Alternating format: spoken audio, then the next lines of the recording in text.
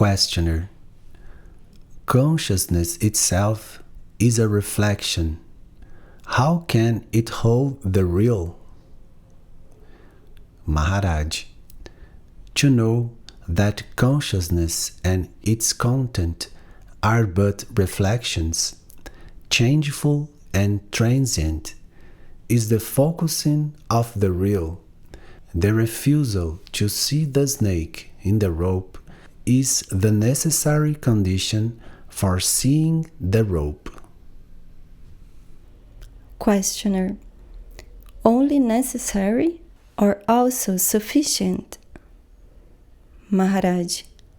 One must also know that a rope exists and looks like a snake. Similarly, one must know that the real exists and is of the nature of a witness consciousness. Of course, it is beyond the witness, but to enter it, one must first realize the state of pure witnessing. The awareness of conditions brings one to the unconditioned. Questioner. Can the unconditioned be experienced? Maharaj. To know the conditioned as conditioned is all that can be said about the unconditioned. Positive terms are mere hints and misleading. Questioner. Can we talk of witnessing the real? Maharaj. How can we? We can talk only of the unreal, the illusory, the transient, the conditioned. To go beyond, we must pass through total negation of everything as having independent existence. All things depend. Questioner. And the witness depends on the real? Maharaj. The witness is the reflection of the real in all its purity. It depends on the condition of the mind.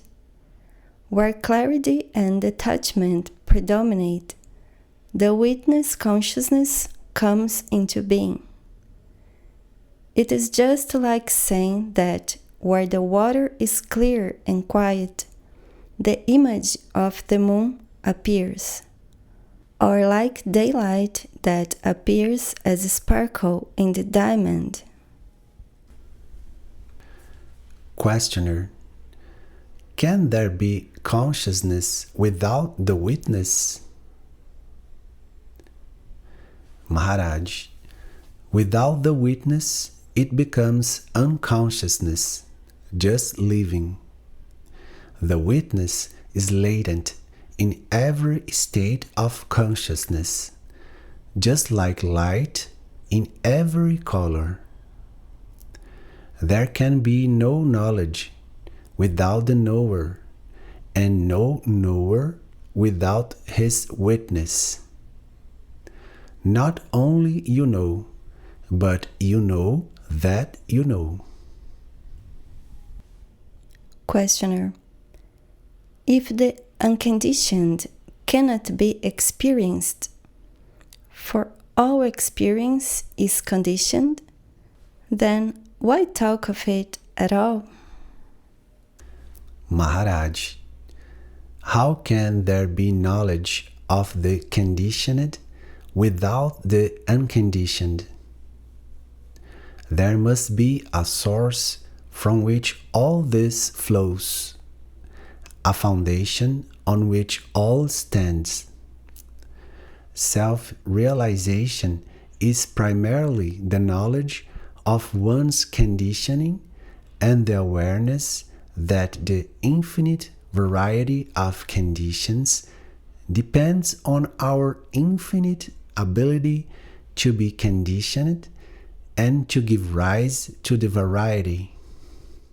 To the conditioned mind, the unconditioned appears as the totality as well as the absence of everything.